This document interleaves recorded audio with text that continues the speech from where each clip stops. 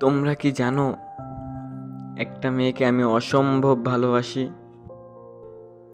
হয়তো তার সাথে সম্পর্কটা অল্প কিছু দিনের, আর এই অল্প কিছু দিনে তাকে বড্ড বেশি ভালোবেসে ফেলেছি। সে যখন রাগ করে তখন অনেক কষ্ট হয় আমার, আর যখন হাসে মনে হয় এই পৃথিবীতে সবচাইতে সুখী মানুষটা হলাম আমি। হয়তো কোনো একদিন পেয়ে যাব তাকে, সেদিন হয়তো আমার থেকে খুশি এই পৃথিবীতে আর কেউ হবে না।